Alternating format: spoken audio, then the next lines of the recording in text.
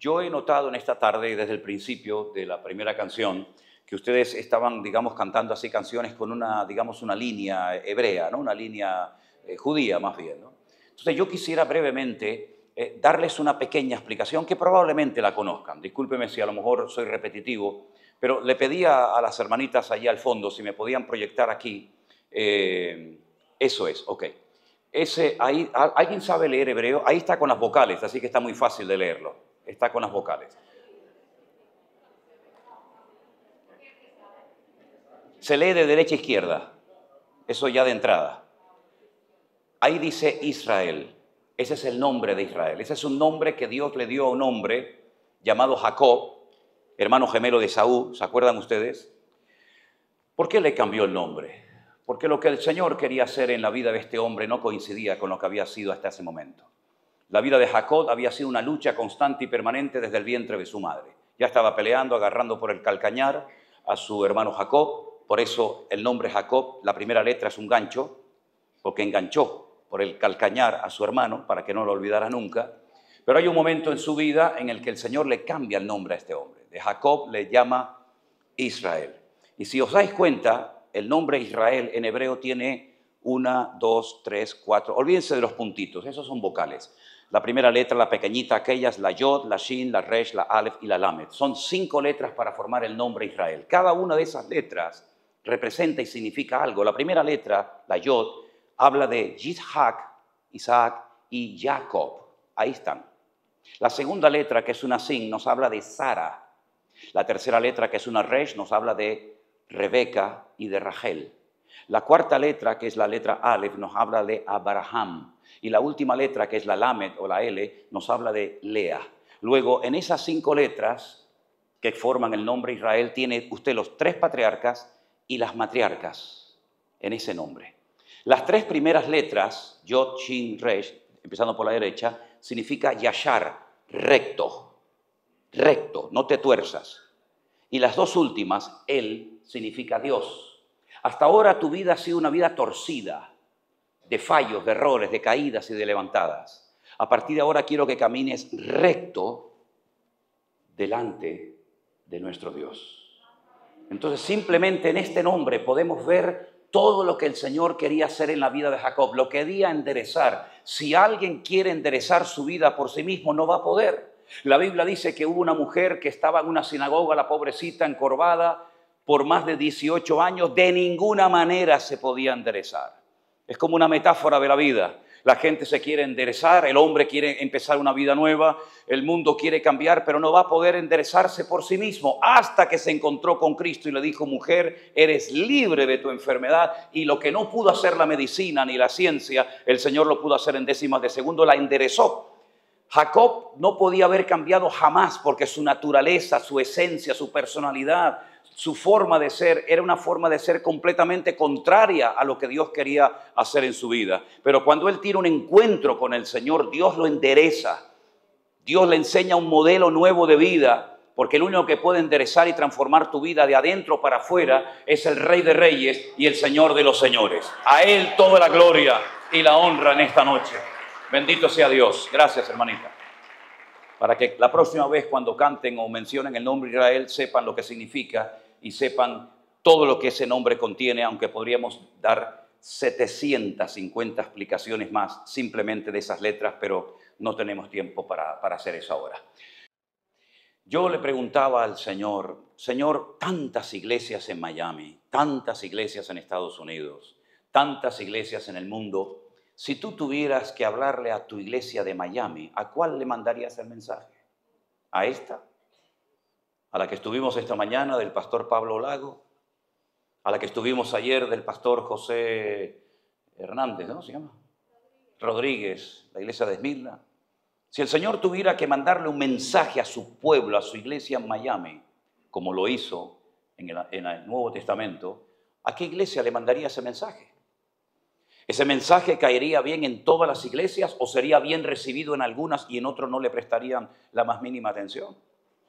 Había lugares donde Dios, donde el mismo Señor Jesucristo se sentía muy a gusto, muy cómodo, pero había otros lugares donde se sentía muy incómodo. Y el Señor, que no sabía disimular, cuando entró al templo y vio que su casa la habían convertido en una casa de ladrones, no adoptó una actitud hipócrita diciendo, bueno, todo está bien, no pasa nada, pobres muchachos. No, sino que los echó a todos del templo y declaró que aquel lugar era una casa de oración y que lamentablemente aquello era de todo menos una casa de oración. Y tuvo que limpiar el templo de adentro hacia afuera. En aquel lugar no había sanidades, no había milagros, no había liberaciones, no había nada. Pero ¿cómo va a ver si aquel lugar se había convertido, ya digo, en una cueva de ladrones? ¿Es que no había enfermos, ciegos, cojos, paralíticos, mudos en la época de Jesús en la ciudad de Jerusalén? Claro que había, multitudes. Pero entonces, ¿por qué no iban al templo a recibir sanidad y a obtener la respuesta a sus oraciones? Porque allí no estaba la gloria de Dios hacía mucho tiempo. Ya el Señor lo dijo. ¿Y a dónde se iban entonces? Muy cerca del antiguo templo de Jerusalén existe todavía un lugar que se llama el Estanque de Betesda, que pertenece a una iglesia católica de origen francés. Y allí se iban las multitudes a esperar el movimiento del agua. Porque la historia cuenta que de vez en cuando, la historia secular, aunque la Biblia la registra, que de vez en cuando descendía un ángel, movía el agua y el primero que se sumergía en las aguas del estanque de Betesda quedaba sanado de cualquier enfermedad que tuviese. Hermanos queridos, eso era una leyenda popular. En ningún momento hay ningún milagro en el estanque de Betesda, ni la historia bíblica ni la extra bíblica nos cuenta de que allí se sanara a alguien. Eso era una leyenda que se había transmitido de generación en generación, de unos a otros, y la gente estaba esperando algo que nunca iba a suceder. Y dice la Biblia que cuando alguien espera algo y no se cumple, se convierte en un auténtico tormento al corazón. La gente prefería ir al estanque de Betesda a esperar a un supuesto ángel que descendía de tiempo en tiempo, antes de ir a la casa de Dios, a Jerusalén, que ya la gloria del Señor se había ido de ella hacía muchísimo tiempo y ni siquiera se habían percatado de ello. Porque no hay nada peor que creer que Dios está con uno y resulta que ya Dios no está con uno hace mucho tiempo. Ya le pasó a Sansón, que por coquetear con el pecado, dijo, me levantaré como siempre lo hago, y esa noche se fue el Espíritu de Dios de su vida y no se había percatado de ello. También le pasó a Saúl y también le pasó a una iglesia entera, como lo vamos a ver en esta noche. Lo curioso, queridos hermanos, es que allí el único que fue sanado fue el que se dejó cambiar y sanar por el poder de Cristo. En el Evangelio según San Juan vemos al Señor Jesucristo, solamente lo vemos en ese Evangelio, gracias a Dios por el Evangelio de Juan, lo vemos yendo él al estanque de Betesda y haciéndole una pregunta tremendamente interesante al paralítico, diciéndole, ¿quieres ser sanado? Y el paralítico pone todo tipo de excusas. Es que no puedo, cuando alguien se quiere meter, yo llego el último. No te estoy preguntando eso, querido. Te estoy preguntando si realmente quieres ser sanado o ya te has adaptado a esa triste y miserable condición de vida. Y el Señor le dijo, mira, vamos a hacer algo. Levántate, toma tu lecho y anda. Y entonces dice que fue al templo a darle gracias al Señor. Cuando el Señor se encuentra con una persona, esa persona cambia radicalmente. Es imposible que una persona diga que ha tenido un encuentro, una experiencia personal con el Señor Jesucristo y permanezca igual. La forma de hablar, de comportarte, de reaccionar, de actuar en la vida es completamente diferente. Porque dice la Biblia que el que está en Cristo, nueva criatura es. Las cosas viejas pasaron, aquí todo es hecho nuevo. Así que si en esta tarde tú realmente quieres enderezar tu vida y ser transformado de adentro para afuera y ver la gloria y la manifestación de Dios en tu vida, deja que el Señor entre a tu corazón, porque es el único que puede romper tus ataduras, quitar las arrugas de tu alma y hacerte libre completamente, de tal manera que no tengas que depender de nada ni de nadie, sino puedas caminar todos los días de tu vida de gloria en gloria, de victoria en victoria, de triunfo en triunfo y de bendición en bendición. Esa es la obra genuina de Dios en nuestras vidas. Y gracias a Dios que nosotros sabemos lo que estamos hablando, no desde la teoría, sino desde la experiencia personal que todos y cada uno de nosotros, o la mayoría, hemos tenido con el Señor. Amén, hermanos. Juan fue un hombre que en el Nuevo Testamento podríamos decir que fue el más cerca del corazón de Cristo que jamás ha vivido en esta tierra. Así como David, dice la Biblia, que fue en el Antiguo Testamento el hombre más cerca del corazón de Dios, en el Nuevo Testamento nadie vivió más cerca del Señor, del Maestro, que Juan. Fijaros, por ejemplo, lo cerca que él caminó del Señor, que dice la Biblia que la noche, la última cena, el Señor Jesucristo le dice a sus discípulos, uno de vosotros me va a entregar. Y ahí cae una bomba en medio de la comida, ¿no? Uno de vosotros me va a entregar. Ellos saben perfectamente que cada vez que el Señor decía algo, siempre se cumplía su palabra. Él no está metiéndoles miedo, no es una amenaza, es algo que va a ocurrir esta noche. Uno de vosotros me va a entregar. Todos le preguntan al Señor, Señor, ¿seré yo? ¿Te refieres a mí? ¿Seré yo, Señor? Solamente hubo uno que hizo una pregunta diferente. Y fue Juan. Y le dijo al Señor, ¿quién es? Porque yo no te voy a entregar. ¿Quién es, Señor? Y el Señor le dice, el que moja conmigo su pan en mi plato, ese es.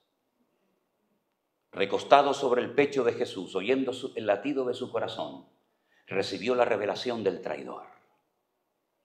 Y después, cuando él escribe un evangelio años más tarde, y seguramente hablando largas horas durante la noche con María, la madre del Señor, que se la llevó a su casa a vivir a Éfeso, cuántas preguntas, cuántas anécdotas, cuántas revelaciones, ¿verdad? Y cuando él, inspirado por el Espíritu de Dios, escribe un evangelio, él emplea la misma palabra del primer versículo de la Biblia. En el principio era el verbo y el verbo era con Dios. En el principio creó Dios los cielos y la tierra. Y él comienza a relatar y a presentarnos a Jesús de una manera tan diferente a Mateo. De una forma tan distinta como lo hizo Marcos o Lucas. Y él lo que hace es como si pusiéramos diferentes cámaras de grabación en diferentes ángulos de esta sala. Y al final recopiláramos todas esas grabaciones y las pudiéramos proyectar en una pantalla y veríamos este culto, esta reunión, desde 7 ángulos diferentes. ¿Cuál de ellas grabó la verdad? Todas. Pero hay una cámara a la izquierda, otra a la derecha, una detrás, una adelante, una arriba, una por abajo. Y toda esa información la podemos poner encima de una mesa y proyectarla en una pantalla y ver la iglesia desde diferentes ángulos. Y lo que hace Juan es proyectarnos la figura de Cristo desde diferentes ángulos. Y él dice, ¿saben? El primer milagro que el maestro hizo fue en las bodas de Caná. Cuando dice que su madre le informó y le dice, ya no tienen vino, hijo. Y él dice, aún no ha llegado mi hora, mujer. Pero ella dice una palabra muy interesante. Haced todo lo que él os dijere. Y entonces él dice, llenar las tinajas de agua hasta arriba. Y ahora meter la cuchara y sacar el agua. Y cuando lo hicieron en fe, sin ver ni sentir nada, se dieron cuenta de que el agua se había convertido en vino. Y cuando lo probó el novio y el maestresala, dijo, lo has hecho al revés, querido. El buen vino se sirve al principio y el malo al final, cuando ya no saben discernir entre derecha e izquierda. Y tú lo has hecho al revés, tú has guardado lo mejor para el final. Y hay un milagro profético, porque lo mejor está por venir. Porque la Biblia dice que la gloria postrera será mayor que la primera, dice la palabra del Señor. Y vemos que el Señor es el Señor de la calidad. Convierte algo que es agua, simplemente H2O, agua, y lo convierte en un vino de una categoría extraordinaria. Permítame que diga algo, si se ofende a alguien, lo siento. ¿Cómo me hubiera gustado probar ese vino? Ay, pastor ni vaina. ¿Cómo me hubiera gustado probar ese vino? ¿Qué quiere que le diga? El Señor de la calidad. Vamos a cantar para el Señor, total como es para el Señor. Y me acuerdo un día en Buenos Aires me dieron una guitarra y me dijeron, pastor, ¿podrías cantar unas canciones? Digo, ¿qué es esto? ¿Una guitarra o un violín? Eran 4 cuerdas, desafinada. Digo, y me dicen, no, ¿cómo es para el Señor? Digo, pues precisamente por eso, querido. Como es para el Señor, hagamos las cosas bien y si no, no las hagamos. En el capítulo 4, sin embargo, vemos al Señor que es capaz de sanar a una persona en la distancia. No está presente, pero le dice, ve, tu criado ha sido sanado. Y su palabra viaja en el espacio y en el tiempo. Y cuando llega aquella persona, se lo encuentra sanada. Y entonces, si en el 2 era el Dios de la calidad, ahora lo vemos como el Señor del espacio. Y se queda todo el mundo sorprendido porque se dan cuenta de que su palabra viaja sin necesidad de que él vaya con ella, sino que la palabra llegó y sanó y transformó la vida de aquel enfermo. Pero en el capítulo 5 vemos que el tiempo no limita al maestro. ¿Cuánto tiempo hace que estás así, querido? Y le dice 38 años, le dice levántate, toma tu lecho y anda. Es el Señor del tiempo, por encima del tiempo. actúa el poder de Dios. En el capítulo 6 lo vemos como el Señor de la cantidad, con unos cuantos panes y peces, dio de comer a enormes multitudes y sobró, dice la Escritura. Pero también en el capítulo 6 lo vemos al Señor como el Dios que está por encima de las limitaciones humanas, de lo imposible. Caminó por encima de las aguas, demostrando que el Creador domina a la creación y no la creación al Creador. En el capítulo 9 lo vemos como el Señor que está por encima de lo que el hombre ha llamado la desdicha o la mala suerte. Señor, ¿quién pecó, este o sus padres, para que este haya nacido ciego? Y él dice, ni este ni sus padres, sino que este ha nacido ciego para que la gloria de Dios hoy se pueda manifestar en él. Y en el capítulo 11, la guinda del pastel, el Señor de la vida. Si hubieras estado aquí, mi hermano no habría muerto. Te mandamos a llamar, pero nos ha fallado. Tanto Marta como María están enfadadas, están heridas en su corazón, porque ellas habían tratado tan bien al Maestro, le habían dado tan buena comida, habían sido tan hospitalarias, y cuando te mandamos a llamar no viniste al momento. Y el que amas, te dijimos, está enfermo y ahora ha llegado tarde. Ya llegas al cuarto día, cuando humanamente hablando no hay ninguna posibilidad de que nuestro hermano Lázaro, tu amigo, sea resucitado de la muerte. Y el Señor hace aquella declaración tremenda cuando dice, yo soy la resurrección y la vida. El que cree en mí, aunque esté muerto, vivirá. Y le dicen las hermanas, nosotros sabemos, creemos como buenas judías, como buenas conocedores de la Torá de Moisés, que nuestro hermano resucitará, pero en el día postrero, pero no hoy. Y el Señor dice, hacerme el favor, quitad la piedra. Y el Señor demostró que no importa si hace 4 días, 1 año, 20 años o un siglo que una persona esté muerta. Cuando la voz del Señor confronta la muerte, podemos decir, ¿dónde está, oh muerte, tu aguijón? ¿Dónde, oh sepulcro, tu victoria? Y Lázaro salió fuera vivo por el poder de Dios. Y uno dice, ¿qué más se puede decir del Señor? Lo vemos en la calidad, en el tiempo, en el espacio. Lo vemos en todas partes. ¿Qué más podemos hablar de Él? Ay, amigo, Juan fue el que tuvo el ministerio más longevo de todos los discípulos. Pongamos que se entregó al Señor o se convirtió en un discípulo del Maestro. Vamos a poner la edad de 30 años, ¿le parece? Más o menos la misma edad que tenía el Señor cuando comenzó su ministerio, según Lucas. El libro del Apocalipsis se escribió aproximadamente en el año 100. Quiere decir que él ha estado 70 años de su vida sirviendo al Señor. He conocido a personas que han estado 50 años en el ministerio, pero 70 no he conocido nunca ninguno. Ojalá el Señor me permita tener 70 años de ministerio. No lo sé, me faltan 30 todavía, ¿no? Tú me invitas, celebraremos esos 70 años de ministerio, ¿verdad? Queridos hermanos, después de 70 años predicando, después de 70 años sirviendo al Señor, ¿qué más se puede contar de Él? Hermanos, el libro del Apocalipsis que lo escribe Juan al final de su ministerio, no es un libro que nos habla de la revelación del anticristo, del falso profeta, cuernos, trompetas, sellos. No. El libro del Apocalipsis es la revelación de Jesucristo. Y los títulos, los nombres, lo que aparece ahí sobre la figura de Jesús, no aparece en ninguna parte de la Biblia. Lo cual quiere decir que cuanto más tiempo llevemos con el Señor, más cosas vamos a descubrir de Él. Porque el Señor es una fuente inagotable. Y no importa, querido, si has escrito un evangelio. No importa si llevas 70 años predicando y sirviéndome a mí. Lo que te voy a revelar ahora, nadie lo ha visto. Porque todavía hay muchas cosas de mi vida que tú no conoces. Y por eso tendremos que pasar una eternidad para conocer al Señor. Y el Señor le dice, lo que yo te voy a contar, quiero que se lo relates a 7 congregaciones. Ahora, si uno suma las iglesias que aparecen en el Nuevo Testamento, lógicamente hay más de 7. Pero, por ejemplo, el Señor no escogió la iglesia de Corinto, ni la de Tesalónica, ni la de Colosas, sino que escogió a propósito 7 iglesias que se encontraban en aquel momento en una región que se conocía como Asia Menor, pero que hoy en día se llama Turquía, donde, si Dios lo permite, el año que viene nos gustaría organizar un viaje para ir a visitar el lugar donde estuvieron las 7 iglesias del Apocalipsis y desde allí leer los mensajes que estas iglesias recibieron y qué fue lo que pasó con cada una de ellas. Esas 7 iglesias, alguien ha dicho que son como representativas de toda la trayectoria de la iglesia desde que nace en el día de Pentecostés, cuando son llenos del Espíritu Santo y comenzaron a hablar en otras lenguas según el Espíritu les daba que hablasen, hasta la iglesia final de los tiempos, en la cual nos encontramos cada uno de nosotros. Por supuesto, nos llevaría semanas, meses y hasta años, si no exagero lo más mínimo, ir versículo por versículo, mensaje por mensaje, iglesia por iglesia, viendo cómo nacieron, cómo desaparecieron, cuál es el mensaje que recibieron, la advertencia, la exhortación. Pero sí quiero dar algunas pinceladas acerca de estas iglesias que se cuentan en el Apocalipsis. La primera que se menciona es la iglesia de Éfeso, la iglesia donde más tiempo Pablo estuvo pastoreándola. Es curioso porque esta iglesia nació de una forma, digamos, extraña, atípica. Generalmente el apóstol Pablo iba a un lugar donde no había obra y de cero empezaba, de cero arrancaba la obra. La instituía, la pastoreaba, formaba a un liderazgo, sean ancianos, pastores o lo que fuera, y él se marchaba a otro lugar y así estuvo toda su vida.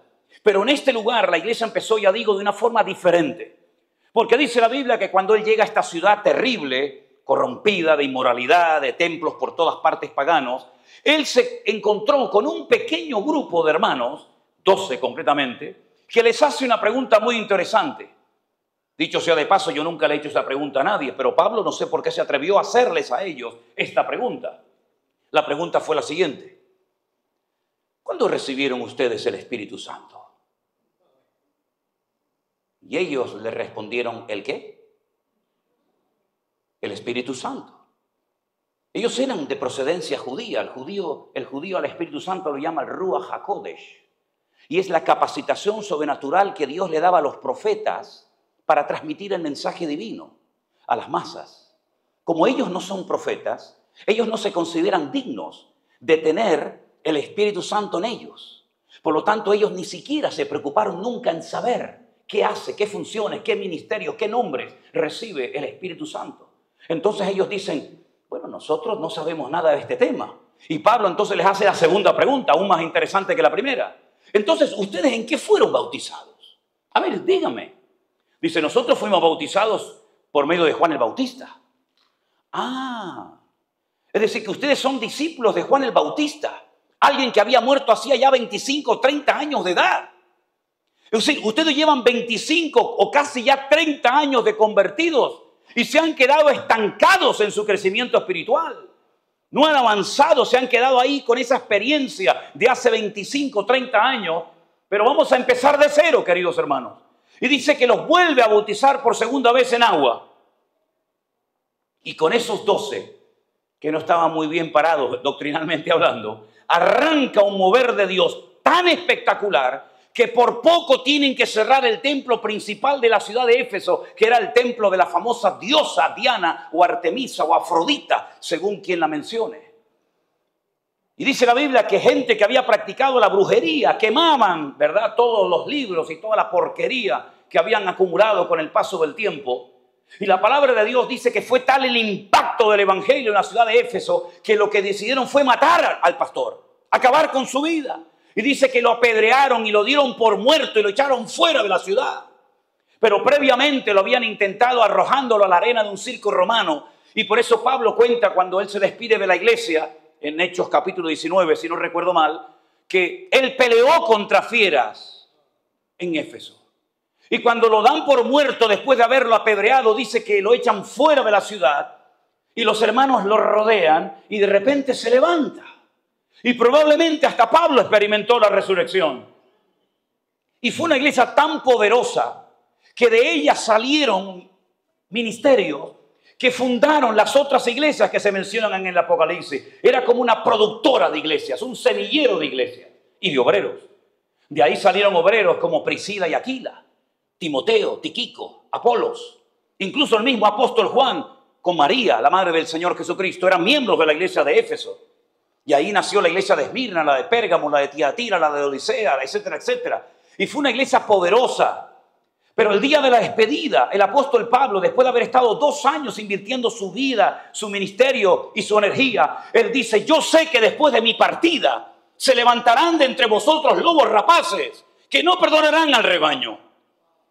¿Por qué no se habían levantado durante su liderazgo? Ay, amigo, cualquiera se levantaba a meter una falsa doctrina en la iglesia en la presencia de este hombre. Pero estaban esperando ahí calladitos, como los lobos falsos hipócritas, esperando a que éste se vaya para lanzarnos y despedazar el rebaño. Y entonces le dice a Timoteo, quédate aquí y corrige lo deficiente. Y Timoteo empieza a pasarlo mal, el pobrecito. Dice, Pablo, me duele ya el estómago, me tienen loco esta gente. Tómate un poco de vino, querido. Ah, vale. Echa mano de la vida eterna. Aviva el fuego del don de Dios que está en ti. Porque la fe que tienes no es una fe normal y corriente. La fe que tienes habitó primeramente en tu abuela Eunice, Eloida, en tu madre Eunice, y estoy seguro que en ti también. Cumple con tu ministerio, predica a tiempo y fuera de tiempo. Pelea la buena batalla, sufres penalidades como buen soldado de Jesucristo. ¡Wow! Tremendo, ¿verdad? Y a esa iglesia tan poderosa, tan bonita, el Señor le dice, el que tiene las 7 estrellas en su diestra, el que anda en medio de los 7 candeleros de oro, dice esto: yo conozco tus obras, conozco tu paciencia, tu arduo trabajo, y que no puedes soportar a los malos y a los que se dicen ser apóstoles y no lo son, y los has hallado mentirosos. Después nos vamos a preguntar cómo se prueba un verdadero apóstol. Porque se dice que habían probado si eran apóstoles verdaderos y los habían hallado mentirosos. La pregunta es, ¿y cómo se hace para saber si un apóstol es de verdad o de mentira? Si es que les interesa el tema. Perdónense, hay algún apóstol aquí dentro, disculpen. Cuando llegué a Guatemala, una señora me estaba... déjalo. Has sufrido, has tenido paciencia, has trabajado arduamente por amor de mi nombre y no has desmayado. Oye, es impresionante el currículum de la iglesia de Éfeso. Extraordinario. Un discernimiento, una paciencia, una sabiduría, un conocimiento de las Escrituras extraordinario. Pero si os habéis dado cuenta, todo lo positivo que habla el Señor de dicha iglesia, todo está en tiempo pasado. Has sufrido, has trabajado, has probado a los que se dicen ser apóstoles y los habéis hallado mentirosos. Todo es en tiempo pasado. No podemos vivir de la gloria del pasado, queridos hermanos. Tenemos que renovarnos cada día. Hay iglesias en España que cuando van te dicen, aquí vivió el misionero. Y te enseñan la cama del misionero. A mí qué me importa dónde dormía el misionero. Y esta era la Biblia que predicaba don fulano de tal. Y la tienen como si fuera el arca de la alianza. No se puede ni tocar porque cae muerto, ¿no? Y aquí era donde vivía don fulano de tal. Pero hoy en día son, hermanos, lugares de muerte, lugares donde el Espíritu de Dios se marchó hace años y no se han dado ni cuenta. Pero viven de las glorias del pasado, como aquel peticito que para mí fue el mejor jugador de la historia. Paisano tuyo, por cierto, que se creía, siendo mayor y ha destruido, que seguía siendo el gran futbolista de su época. Y quería vivir de una gloria que tuvo, sin lugar a dudas. Pero querido, que ya no la tienes. Y no te has adaptado a tu nuevo modelo de vida, sino al contrario, has hecho un borrón en tu hermosa y extraordinaria carrera, ¿verdad? La iglesia no puede vivir de la gloria de los ancianos, de los misioneros que dieron su vida por la obra. No, la iglesia tiene que ser renovada cada día en el Espíritu Santo del Señor. Y no vivir de lo que otros hicieron del cuento, sino vivir hoy en día con la mano en el arado y no mirar atrás, ¿verdad? Has sufrido, has padecido, sí, pero ¿y ahora qué? Ahora tengo contra ti que has dejado tu primer amor. Así que todo lo que has hecho, muy lindo, pero la cruda realidad es que la situación actual de la iglesia es un desastre. ¿Hay remedio? ¿Hay solución? Claro que sí, por supuesto. El Señor le dice, recuerda por tanto, primero, recuerda de dónde has caído. Segundo, arrepiéntete, haz las primeras obras, pues si no, vendré pronto a ti y quitaré tu candelero de su lugar. Si usted va a Éfeso hoy en día, no hay iglesia. Hay mezquitas por todos lados, pero ya no hay obra, ya no hay iglesia, porque no se arrepintieron, no se alinearon con el Señor y el Señor apagó la luz de la congregación. Durante siglos, hasta que se concluyó todo el canon del Nuevo Testamento, porque claro, es muy bonito tener Primera de Corintios, Segunda de Corintios, Gálatas, Efesios, Colosenses, Romanos, ¿verdad? Pero durante siglos la iglesia no tuvo el Nuevo Testamento completo en la mano. Si fuéramos miembros de la iglesia de Tesalónica, tendríamos 2 cartas, la primera que nos mandó Pablo y la segunda, ya ni más. Si fuéramos miembros de la iglesia de Colosas, tendríamos una sola carta de Pablo.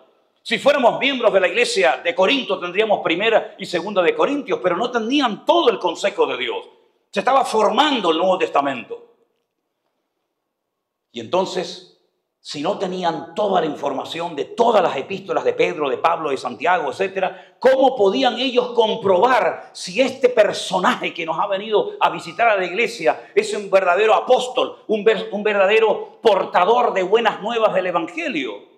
¿Cómo podían ellos comprobar si era un falso apóstol o un verdadero apóstol? Ellos tenían un libro o unos pergaminos que se conocían con el nombre de la Didaqué. La Didaqué eran las normas de régimen interno en las iglesias, acuerdos que se habían tomado entre el liderazgo de la época, los apóstoles, los ancianos, los discípulos. No eran Biblia, pero eran normas, ya digo, de régimen interno para que pudieran comprobar en todo momento cómo tenían que comportarse, cómo tenían que actuar. Por ejemplo, una de las normas era poner en una lista a una serie de viudas que tenían que ser mantenidas por la iglesia. Y una de las normas para comprobar si era un verdadero apóstol, un verdadero misionero, un verdadero predicador del evangelio, decía: si alguien viene a su iglesia diciendo que es un apóstol itinerante o un evangelista, un mensajero del Señor, y está más de 3 días en la congregación y pide ofrendas, es un falso profeta, es un falso apóstol. Ay, querido, tendríamos que sacar la Didaqué hoy en día, ¿eh?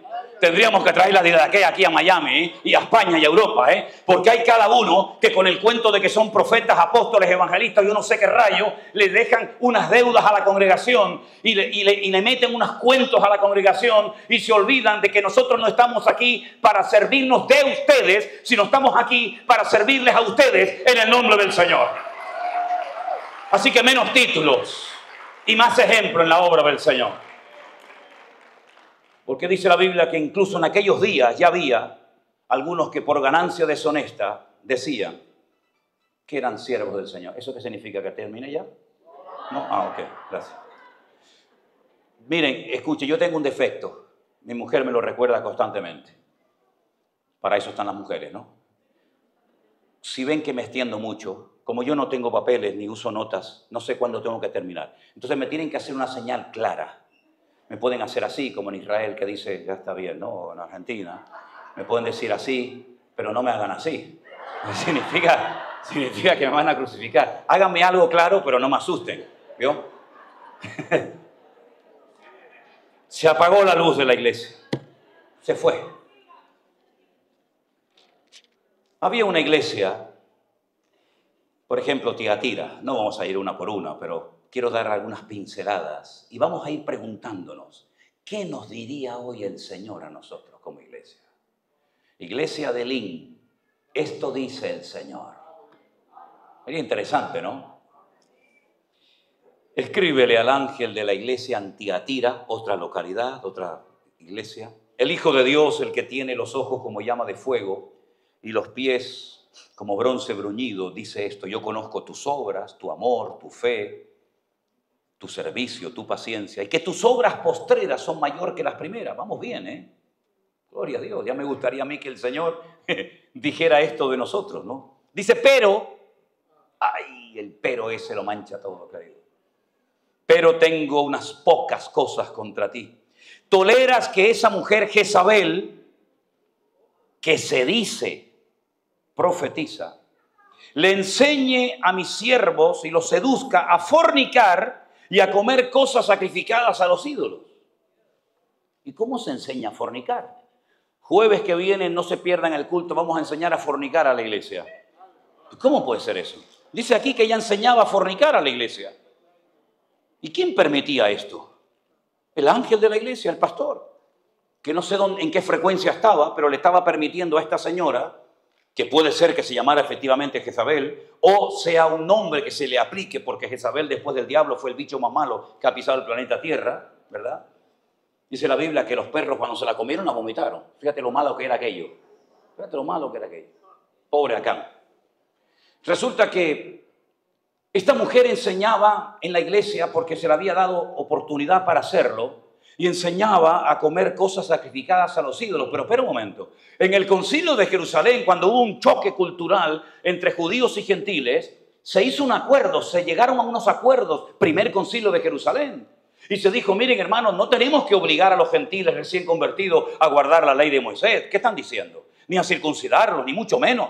Vamos a poner sobre ellos un yugo que ni nuestros padres ni nosotros hemos podido llevar. ¿Quién está diciendo que tienen que cumplir la ley de Moisés? Como algunos enseñan hoy en día, que si no se habla hebreo, si no se danzan danzas hebreas, si no se hacen las fiestas hebreas, no nos vamos al cielo. ¿Quién está enseñando esos disparates? ¿Quién está enseñando eso? No, me dijo a mí hace muchos años aquí en Miami uno que me dijo, ¿usted sabe hablar hebreo? Digo, ¿y a usted qué le importa? No, se lo digo porque si no sabe hebreo, cuando llega al cielo, usted no va a poder hablar con Dios. Digo, dame el favor, vete a la playa, querido.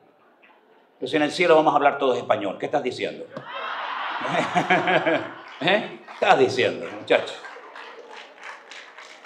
Esta mujer enseñaba a hacer lo contrario a lo que se había establecido en la iglesia. En la iglesia primitiva, en el primer concilio de Jerusalén, se había establecido que no se podían comer ciertas cosas para no herir, para no dañar la conciencia de los hermanos judíos, como abstenerse de ahogado, de sangre, ¿verdad?, etcétera, etcétera. Y ahora esta señora viene y enseña todo lo contrario a lo que el liderazgo, inspirado por el Espíritu Santo, había decidido para la común convivencia y la paz de la congregación. ¿Qué respeto tenemos que tener a las normas internas de la iglesia? Porque muchas veces la gente nos escribe y nos dice, pastor, ¿usted qué opina de tal cosa? Yo le digo, ¿usted habló con su pastor? Dice, no. Digo, pues hable con su pastor, lo que tiene que hablar conmigo. Porque quieren oír una opinión diferente a la que a lo mejor le han dicho, una enseñanza distinta a la que le han dicho. Y no hay dos iglesias iguales, hay normas, hay costumbres, ¿verdad? Y uno tiene que ser respetuoso al lugar que llega. Usted no puede pretender que el lugar se adapte a usted. Usted tiene que adaptarse al lugar que va. Y si no le gusta, ahí está la puerta. Nosotros le decimos a la gente cuando nos viene a visitar y cuando se quieren hacer miembros de la congregación, hermano, yo no puedo adaptarme cada mes o cada semana a los que vienen. Es imposible. No somos una iglesia perfecta, no somos un ministerio perfecto, pero si usted viene, ore, y si el Señor lo pone aquí, aunque seamos diferentes a su iglesia o a su país o a sus tradiciones, adáctese a donde va y no pretenda cambiar a los demás para sus gustos. Por eso yo creo que hay tantas iglesias, porque hay para todos los gustos. ¿A usted no le gusta que hay mucho frío aquí dentro? Pues váyase a una que hace calor. Es que allá hace mucho calor, pues váyase a la que hace frío. Es que no me gustan bancos, me gustan sillas, pues váyase a la que tiene sillas. Pero no pretenda cambiar las cosas a su conveniencia, porque usted es la que tiene que adaptarse al lugar que viene. Y esta mujer no se quería adaptar a lo que se había establecido. Esta mujer quería cambiar con el cuento de que era profetisa. Cuidado con ese ministerio, que es hermoso, pero muy peligroso, ¿eh? Y cuidado con la gente que le llama aparte y le dice, hermano, tengo una palabra para usted. Dila delante de todo el mundo, ¿por qué me tienes que llevar a un rincón? Como si fuéramos a hacer una cosa fea. Estaba yo el año pasado en una fila, en un buffet para ir a comer, y había delante de mí una señora, y cuando se da la vuelta, ¡ay! Le entró así no sé lo que le entró, digo, tranquila, ¿qué le pasa? ¡Ay, pastor! ¡Ay! Y se toca así, ¡ay, pastor! Y me dice, ¡ay, tengo una palabra para usted! Digo, iba a punto de comer y me vio y ya tenía la palabra. Madre querida, esto es línea directo, ¿eh? Y me pone así la mano, digo, espera un momentito. La mano quietita. A mí no me esté tocando. ¿Qué es lo que quiere? No, es que quiero decirle que el Señor le dice que está con usted, que el Señor le va... Mire, hermana, escúchame una cosa, yo tengo mucha hambre y usted también. El Señor está conmigo, me va a bendecir, me va a usar. Ya todo eso ya lo sé, mija. Yo ya lo sé, no hace falta que me venga con... Porque saben que hay gente que cuando te va a hablar algo el Señor les cambia la voz. El Señor le dice que usted... Digo, parece que se tragó el micrófono, ¿no? Dame el favor, dame el favor. El Señor va a estar con usted, le va a bendecir, le va a abrir puertas. Pero si ya no sé eso. Entonces, si yo leo la Biblia todos los días y ya sé si el Señor está, si no está, si me bendice, si no me bendice, dígame algo diferente, pero no me recuerde ya lo que sé. Porque para eso yo también tengo línea directa con el Señor. Las palabras en la palabra de Dios, las profecías ya están bien claras. Y si en un momento determinado alguien se le quiere acercar a darle una palabra o lo que sea, primeramente que lo sepa su pastor. Pero que nadie actúe por su cuenta y riesgo, creyéndose que su llamado, su ministerio es más importante que lo que Dios ha establecido en la iglesia, porque eso se llama falta de respeto, aquí en Japón y en Honolulu, en todas partes del mundo. Y a esta mujer nadie le paró los pies. Esta mujer profetizaba falsamente en la iglesia y creaba una falsa expectativa y traía falsas enseñanzas. ¿Saben por qué? Porque alguien se lo permitía. Y el pastor no es un objeto decorativo en la iglesia como puede ser esas flores. El pastor está para velar por el rebaño y decir esto no es de Dios o esto sí es de Dios. No todos lo entenderán, pero a la larga la madurez nos ayuda a entender lo que es de Dios de lo que no es de Dios. A mí le dijo una hermana a mi esposa, ay, cuando estaba embarazada de nuestra primera hija, ustedes la han visto esta tarde, alta y rubia, ¿no? Una niña rubia. Y le dice, ay, hermana, yo estoy viendo un niño morenito en su vientre. Y para colmo salió una niña rubia, ni moreno ni niño. Hombre, había un 50% de que fuera niño, ¿no? Y un 50% de que fuera mujer. A mí, ¿qué más me da si era mujer o hombre? ¿Verdad?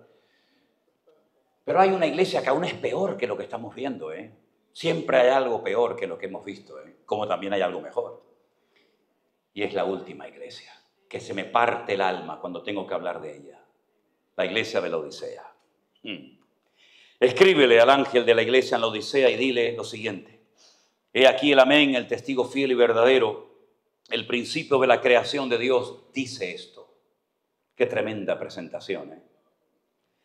Conozco tus obras, que no eres ni frío ni caliente. Ojalá fuese frío o caliente. Pero por cuanto eres tibio y no frío ni caliente, te vomitaré de mi boca. Es la primera vez que Dios dice semejante expresión. Te vomitaré de mi boca. Porque tú dices, mire lo que la iglesia pensaba de sí misma. Yo soy rico, me he enriquecido, de ninguna cosa tengo necesidad. ¿Cómo puede una persona hablar así? ¿Cómo puede un creyente estar tan satisfecho consigo mismo que le dice al mismo Señor, no tengo necesidad de nada? Por favor, por favor. Y el Señor le dice, tú no sabes nada, tú eres un desventurado, miserable, pobre, ciego y desnudo. Por tanto, yo te aconsejo, ya no se le pueden ni dar órdenes a la iglesia, sino consejos, ¿verdad?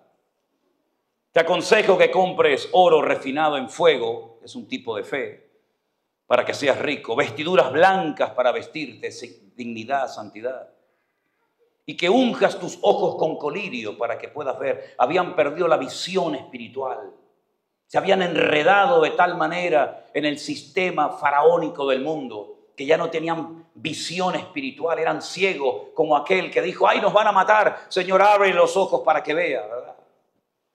Yo reprendo y castigo a todos los que amo, sé pues celoso y arrepiéntete. Y he aquí, y estas palabras no se las dijo el Señor a un inconverso, a un impío, a un idólatra, no, a una iglesia. He aquí, yo estoy a la puerta y llamo. Si alguno oye mi voz y abre la puerta, entraré a él, cenaré con él y él conmigo. Y al que venciere le haré que se siente conmigo en mi trono, así como yo he vencido y me he sentado en el trono de mi Padre. Y el que tiene oídos para oír, oiga lo que el Espíritu le dice a la iglesia. Una iglesia entera, hermanos. Una iglesia entera, desde el liderazgo más comprometido hasta el último de la fila. Habían comenzado el culto, habían comenzado la reunión, la administración, y el Señor lo habían dejado fuera del templo. Y nadie se había dado cuenta. Porque cuando alguien pierde algo, inmediatamente lo busca, sea teléfono, sea llaves o sea lo que sea. La Biblia dice que cuando María se dio cuenta de que el niño no estaba con ella, le preguntó a su marido José, ¿el niño está contigo? Dice, no, yo pensé que estaba contigo. ¿Cómo que no está contigo? Volvamos. Y dice que volvieron 3 días después a Jerusalén y se encontraron al niño en el templo, hablando con los doctores de la ley. Yo creo que el perdido no era el niño. Yo creo que los que se perdieron fueron los padres. ¿Y por qué? Porque habían subido a la fiesta de Sucot. Y la fiesta de Sucot o de los tabernáculos dura una semana. Y se terminó la fiesta y se fueron todos a casa, en este caso a Nazaret. Pero hay una costumbre que hasta el día de hoy se mantiene, y es que los muy agradecidos, los que tenían una devoción especial por el Señor, decían, es verdad, la fiesta de los tabernáculos ya ha terminado. Hemos estado 7 días viviendo en una carpita, en una sucat, recordando la peregrinación de nuestros padres por el desierto. Pero repito, los muy agradecidos se quedaban un día más adicional. Y el Señor se quedó, pero los padres se fueron. Por eso digo que el niño no se perdió. Los que se han perdido son ustedes. Porque ustedes tienen que estar donde Él está. Y volvieron atrás porque se percataron, tanto el papá como la mamá, que el niño se había, entre comillas, perdido. Y ya digo, cuando perdemos algo, ¿verdad? Nos preocupamos, ¿dónde están los lentes? ¿Y dónde están las llaves? ¿Y dónde dejé esto? Pero lo peor es cuando perdemos algo de gracia, de poder, de unción de Dios y no nos damos cuenta, queridos hermanos. Y nuestro altar, en vez de estar ardiendo con el fuego de Dios y con su presencia y con la pasión por las almas, nuestro altar es un altar lleno de cenizas. Y como un fuego que se extinguió y no lo hemos vuelto a avivar. Como le decía Pablo a Timoteo, aviva, hijo, aviva el fuego del don de Dios que está en ti. Es tu obligación, es tu deber, es tu responsabilidad que el fuego arda y que no se apague. Y eso fue lo que le pasó a la iglesia de la Odisea. Y alguien ha dicho, yo no, simplemente soy el eco de algunos comentaristas que he leído, que dicen que la iglesia de la Odisea se parece mucho a la iglesia de los últimos tiempos. Jamás las iglesias han sido tan ricas, materialmente hablando, como en esta última generación. ¿Cómo empezó la iglesia? En cárceles, en hogares, en playas, en montañas, bajo el sol abrasador del desierto o bajo la luna llena durante la noche. Y vas hoy en día a cualquier templo, a cualquier iglesia, y simplemente es cuestión de echar una mirada y decir, Dios mío, qué tremendo tú has sido y qué bueno con nosotros. Los millones que nos rodean, ¿verdad?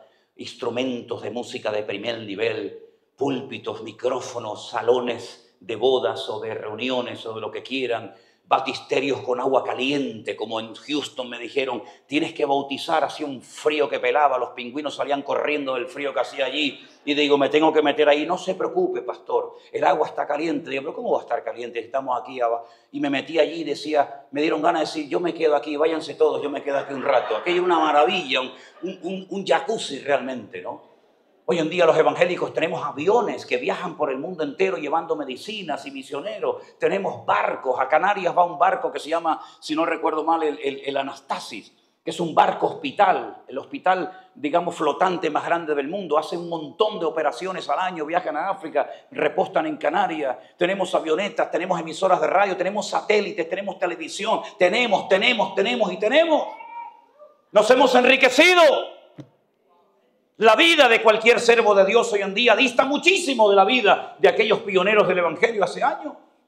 Y estamos agradecidos al Señor. Tenemos tanta ropa que ya no sabemos dónde meterla.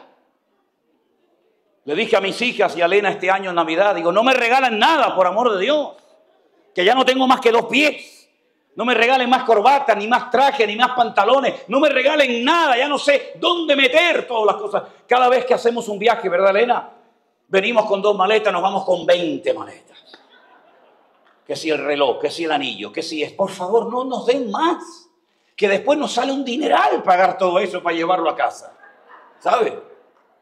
Me decía un hermano otro día, pastor, yo sé que le gustan los relojes. ¿Saben la cantidad de relojes que me han regalado en este viaje, hermano? Ya no sé dónde meter las camisas, los corbatas, los zapatos. No los voy a poder gastar, porque con la edad que tengo, hasta que gaste todos los zapatos que tengo, me van a faltar 20.000 vidas.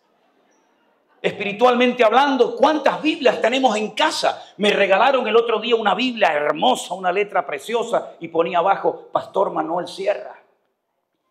Hermanos queridos, tenemos tantas cosas, pero que Dios nos libre de creer que lo que tenemos puede sustituir a lo más grande que una iglesia y un ministerio puede tener, que es la gloria del Señor en nuestras vidas, porque sin esa gloria estamos perdidos y no tenemos nada, queridos hermanos y amigos. Gloria a Dios por lo material que Dios nos ha dado, que nos permite difundir el Evangelio, que nos permite llegar a las multitudes, pero que Dios nos libre de creer que es más importante tener que ser. Porque la vida nos prepara para tener. Y hay una falsa seguridad cuando abrimos la nevera y está llena. Cuando vemos la aguja del auto que está lleno de gasolina, ¿verdad? Hay una falsa seguridad que nos produce el decir, pues tengo dinero, o tengo las llaves, o tengo aquello. Pero hermanos queridos, el Señor le dice a la Odisea, pobre, desnudo, ciego, desventurado. Llevo 1 hora en la puerta de la iglesia y nadie se ha dado cuenta. ¿A quién le cantaba esa gente entonces? ¿A quién le rendían culto? ¿A quién? Si el Señor no estaba aquí. Si nosotros en esta tarde no le hemos cantado al Rey de Reyes y Señor de los Señores, ¿a quién le hemos cantado entonces? ¿Para qué hemos tenido al muchacho ahí metido en la jaula esa? Espero que le llegue el aire al pobre. ¿Para qué hemos montado todo esto? Si no es para Él, para su honra y para su gloria. Hermanos queridos, yo estuve en Cuba debajo de una palmera desde las 6 de la tarde hasta las 8 de la mañana. La iglesia no tenía micrófono, no tenía instrumentos, tocaban la alabanza con palos y con lata. Pero nunca en mi vida vi tanta gloria de Dios en una reunión como en aquella reunión en el campo a las afueras de La Habana. No estoy en contra de tener, para nada, en absoluto. Es más, yo me gozo cuando Dios te prospera. Yo me gozo muchísimo, me gozo una barbaridad y que Dios te dé más todavía. Pero no nos olvidemos que si ya hemos perdido la capacidad de salir a esa calle a predicar a pulmón libre, sin micrófonos y sin nada, tenemos un serio problema. Si solamente necesitamos un montón de cosas, cuando me dice la gente, pastor, ¿usted qué necesita para predicar? ¿Quiere agua? ¿Quiere té? ¿Quiere café? Digo, yo quiero esto nada más. No hace falta nada más. No necesito nada más. Un día fui a una iglesia en la península en España a predicar y nada más llegar se me paró un tipo así de grande al lado mío y todo el rato, pastor, yo le llevo la Biblia. Pastor, yo le digo, me estás poniendo nervioso, ¿eh? Te lo digo de corazón. Pastor, digo, me estás poniendo nervioso, viejo. ¿Por qué me tienes que llevar la Biblia? No, déjeme las gafas, pastor. Déjeme. Digo, mira, échate para allá. A mi favor. Yo iba al baño, el tipo iba detrás mío. Solamente faltaba que me subiera la cremallera. Digo, chacho, estate quieto, viejo. Digo, estate quieto, hombre. No, es que el pastor me ha dicho que me pegue usted. Digo, usted le dice a su pastor que me deje tranquilo. Ya está, hombre. El café, ¿quiere lo quiere en taza grande? Déjame tranquilo, déjame en paz, hombre. Por favor. Que lo importante no es que este señor que viene a predicar aquí se sienta como si fuera el rey del mambo, el tapón del océano. Aquí la gloria y la honra al que tienen que mirar a ustedes al Señor. Y sin el Señor estamos perdidos, mi querido hermano. Que Dios guarde nuestros corazones. Bueno, vamos a dejarlo. Cierre sus ojos, por favor, querido hermano. Mire, hoy el Señor nos ha dado la oportunidad de recordar nuestros orígenes. No perdamos nunca la humildad. No perdamos nunca la sencillez del Evangelio. Damos gracias al Señor por todo lo que Él nos ha dado. Qué bonito, qué glorioso ver cómo la iglesia ha sido bendecida y prosperada. Pero Señor, sin tu gloria no somos nada. No somos nada, Señor. Queremos que tú guardes nuestros corazones y pensamientos en Cristo Jesús y que siempre podamos oír la voz de tu Espíritu Santo y ponerla en práctica. Que no perdamos la sensibilidad espiritual para hacer siempre las cosas decentemente y con orden. Guarda nuestras familias, nuestros hijos, guarda a los músicos, guárdanos a nosotros como siervos tuyos, expositores de tu palabra. Guárdanos, Señor, de confiar en nuestras fuerzas y olvidarnos que sin ti estamos perdidos, Señor. Que no nos pase nunca lo que le pasó a la iglesia tuya en la Odisea. En esta tarde, cualquiera de los que estamos aquí, que haya sentido en su corazón el deseo de comprometerse, de consagrarse más al Señor. Venga lo que venga, pase lo que pase o digan lo que digan. Es el momento de que usted dé un paso al frente y le diga, Señor, yo estoy aquí y quiero decirte hoy de todo corazón, cuenta conmigo, amado mío. Aleluya. Cuenta conmigo, mi Señor. Invito a la iglesia a que se ponga de pie. Aleluya. Gracias, Señor. Tome la mano de la persona más cercana a usted si es posible y oren juntos y pídanle juntos al Señor. Señor, manténnos unidos.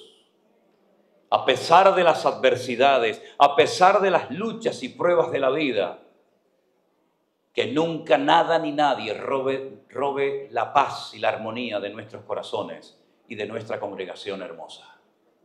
Gracias, Señor, por esta luz que tú has encendido por años en este lugar de la ciudad de Miami.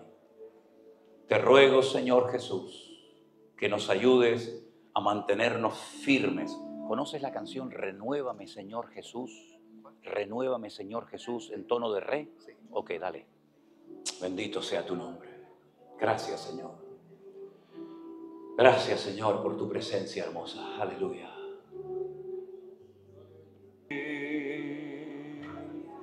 Señor, delante de tu presencia nos humillamos de todo corazón y pido una gran bendición para esta obra hermosa, para tu siervo, Señor Rubén, su esposa, su familia, todo el equipo de colaboradores, todos los que están involucrados en tu reino y en tu obra en esta iglesia.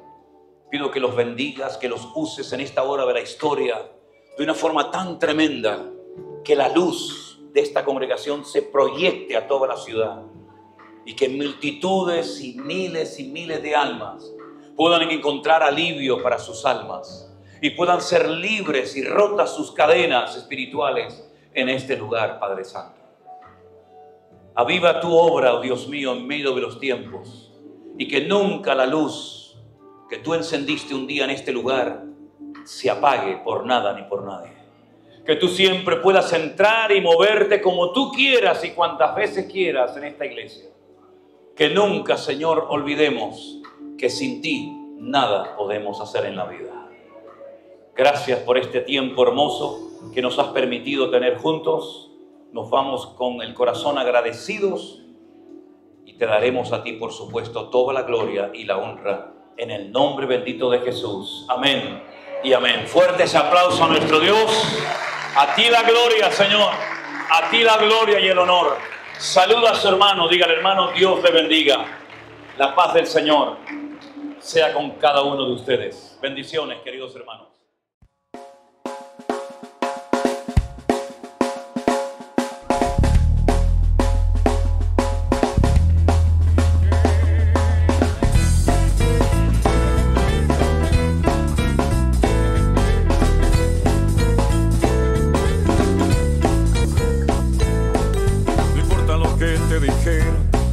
No importa lo que te hicieron, tienes que aprender a descansar en Dios.